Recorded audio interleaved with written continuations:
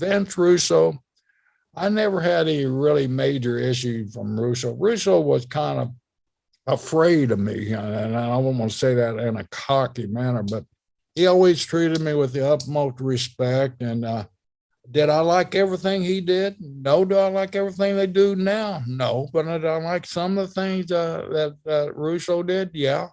Do I think he was the reason why the business went south? No, I don't. I think it was a plethora of things, and I've got a lot of respect for Russo. Would I go out drinking with either one of them? No, they're not my type of guys that I go out with. Give me a Piper, give me a Morocco, give me a Blackjack Land, give me somebody like that where I can go out and laugh and have fun.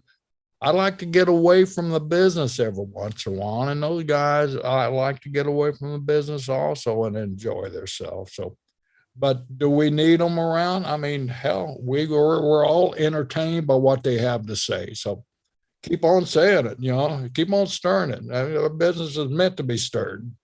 With Vince Russo, I can't imagine that in 1998 you end up being one of the major characters through to I can't do it. 99 so, with Jim Cornette at the helm. So Vince Russo saw you and thought, "Do you know what, you would be great on TV still," and you were. You and Pat Passon was such a great duo, and what did the third highest rating in Raw history, I believe, as well.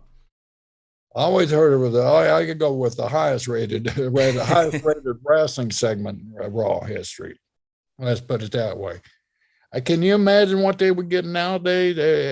Kind of bonus if they would draw half of what we drew in that one segment. I mean, they'd close down damn Titan Towers and have a damn New Year's Eve party in the middle of July.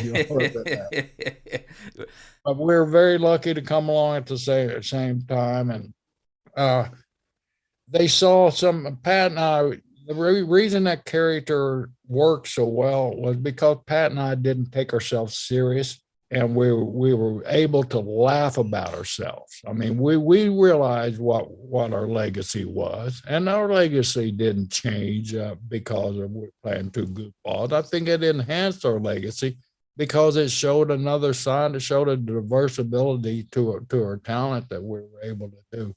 It was the most one of the most enjoyable times I ever had in the business was teaming up with Pat Patterson and getting just even in our role, there was so much psychology that went into playing that role. You didn't want to overdo the character so much where it was, just a real hokey ass kissing type deal.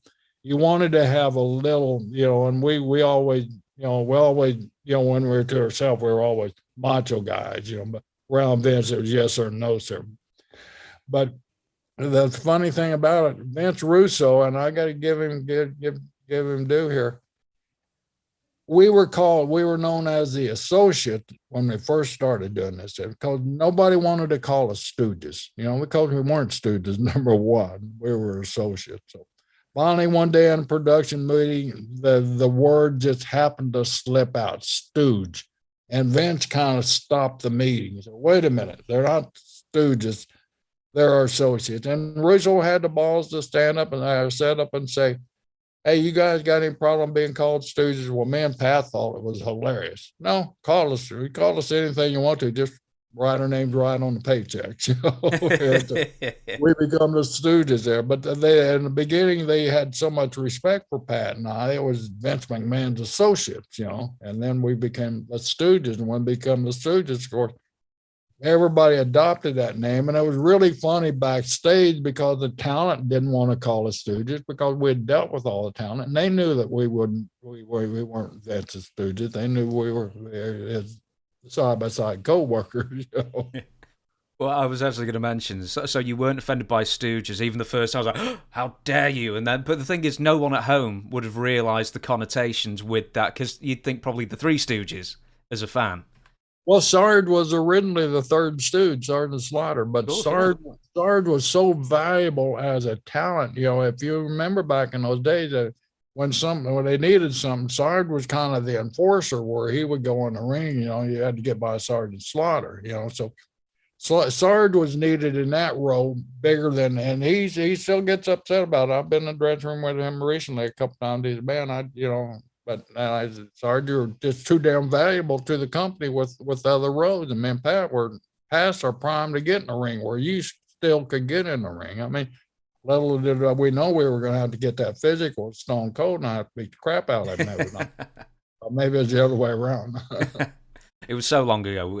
No one will remember. You can just say you But beat it the was a crap out of Steve blast. It was a Austin. ball. Yeah, it was a ball, and I respect Vince Russo for not wanting to call us as Stooges in the beginning. But when he slipped out and said the Stooge in the production meeting, and it just kind of stuck, and we were asked at that time if we minded being called that. No, we don't mind. I mean, it's the role. I mean, we're all here to have fun. So that's Exactly. kind of how they evolved into associate to a Stooge.